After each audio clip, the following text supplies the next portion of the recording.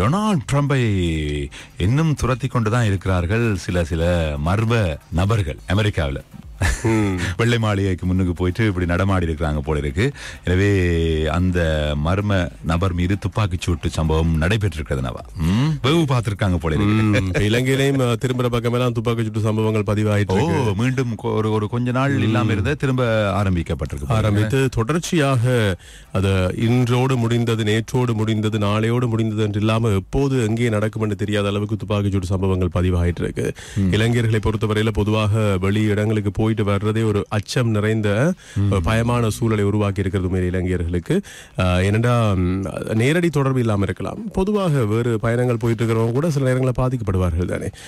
ஆகவே கவனமாக நடந்து கொள்ளுங்கள், தேவையற்ற பயணங்களை தவிர்க்கிறது நல்லது போலதான் தெரியுது. ஆமா ஆமா ஆமா. என்ன மீண்டும் சந்தையில முட்டை மற்றும் கோழி இறைச்சியினுடைய விலைகள் அதிகரித்துள்ளதாக சொல்லப்பட்டிருக்கிறதா? அப்படித்தான் நான் அன்றைக்கே சொன்னேனே, கோழிகள்கிட்ட கதைச்சேன் நான் போய்கிட்ட. சரியா, கொக்கோ கொக்கரக்கோ கொக்கோ கொக்கோ. அப்ப ஒரு கோழி என்று சொல்லுது தங்களோட முட்டைகளுக்கு இவ்வளவு பெருமதி இருக்குன்னு தங்களுக்கே தெரியாதான். பாருங்களேன்.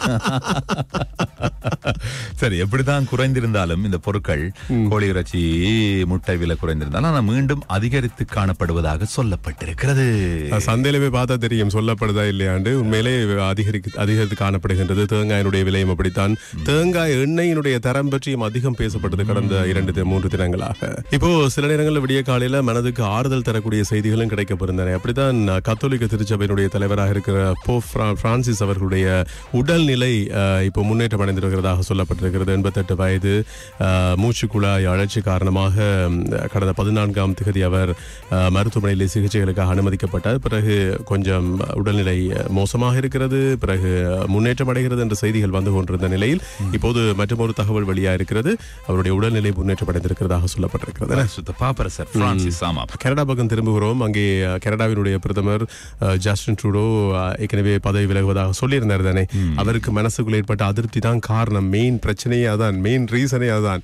அவருக்கு எதிராக நிறைய பேர் அங்க கூட இருந்தவங்களே விழிக்கிட்டாங்க. அதனால அவருக்கு மனசு உடைஞ்சிட்டுது. பிறகு அவரே சொன்னாரு நான் விலகி கொள்றேன். இப்போ என்னன்னா அவர் விலகிறதா ஆபீஷியலா அனௌன்ஸ் பண்ணிட்டாரு தானே. ஆமா, புதிய பிரதமர் ஒருவரை தேர்ந்தெடுக்க வேண்டும் தானே. மாகாணி இவருக்கு வந்து 59 வயதுனவா. இவர் மத்திய வங்கியின் ஆளுநராக செயற்பட்டிருந்தார். அது மட்டுமல்லாமல் ஜஸ்டின் ட்ரூடோவோடு இணைந்துதான் பயணித்திருக்கிறார். அவர் ஆலோசகராக எல்லாம் இருந்திருக்கிறார்.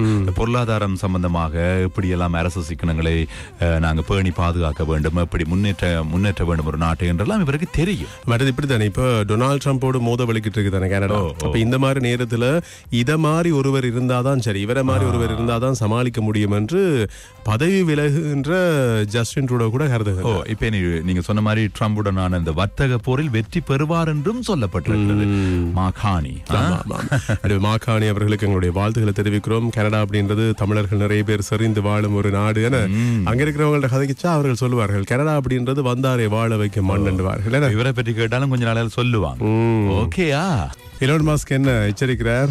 அவர் எக்ஸ் தளத்தில் ஒரு பதிவு செய்திருக்கிறார். அவர் ஒரு வியாபாரி, ஒரு பிசினஸ் மேன், ஒரு தொழிலதிபர் என்ற அடிப்படையில் அவர் இப்படி ஒரு எச்சரிக்கையை விடுக்கிறது உண்மையிலே கேட்கத்தகாத ஒரு நல்ல செய்தியாகத்தான் இருக்கிறது. என்ன காரணம் என்று சொன்னால் அவர் இப்போ அரசியலோடு சங்கமித்தாலும் கூட பேசிக்கா அவர் ஒரு பிசினஸ் மேன். இப்ப டொனால்ட் ட்ரம்போட நெருங்கி பழகி கொண்டிருக்கிறார். நண்பராக ஒரு அரசியல் ரீதியாக நல்ல ஒரு ஃபிட்டா இருக்கிறார்.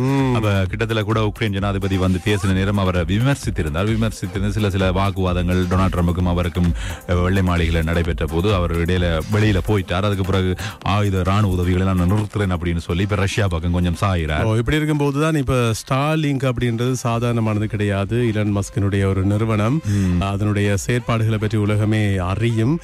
ஆகவே ஸ்டார்லிங்க் சம்பந்தமா லிங்க் பண்ணி அதையும் ஸ்டார்லிங்கையும் உக்ரைனில் லிங்க் பண்ணி ஒரு கருத்தை வெளியிட்டிருக்கிறார் எலான் மஸ்க். நான் மட்டும் அந்த பட்டனை தட்டினால் அமர்த்தினால் போதும், முழு மொத்த உக்ரைனும் முடங்கும் அப்படின்னு சொல்லியிருக்கார். இவ எக்ஸ் தளத்துல பதிவேற்றிருக்கானவா. அதான் இப்ப என்ன இப்படி ஒரு கருத்து சொல்லிட்டாரே எலான் மஸ்க் என்று எல்லாருமே அதிர்ச்சியாக பேச ஆரம்பிச்சிட்டாங்க. ஏன் இப்படி கதைத்தார்? ஒரு வியாபாரியாக, ஒரு பிசினஸ் மேனாக அவருடைய தளங்களை நம்பி அதனோடு இணைந்து பயணிக்கின்றவர்களுக்கு அவர் இவ்வாறு வெளியிட்டிருக்கின்ற கருத்து அப்படின்றது உண்மையிலே கேட்கத்தகாத, எதிர்பாராத ஒன்றாக இருக்கிறது என்று அதிர்ச்சி அடைந்திருக்கிறாங்க. எப்படி எக்ஸ் தளத்தை பயன்படுத்துவாங்க நம்பி? இப்படி அவர் தன்னுடைய ஆயுதங்களை தன்னுடைய சொத்துக்களை தனக்கு எதிரானவர்களுக்கு எதிராக பயன்படுத்துறதுக்கு அவர் முனைவாராக இருந்தால் அவருடைய அந்த தளங்களை பயன்படுத்துறதுக்கு சில நேரங்களில் பெரிய பெரிய தொழிலதிபர்கள் பயப்படுவாங்க, அச்சம் கொள்ளுவாங்க இல்லையா?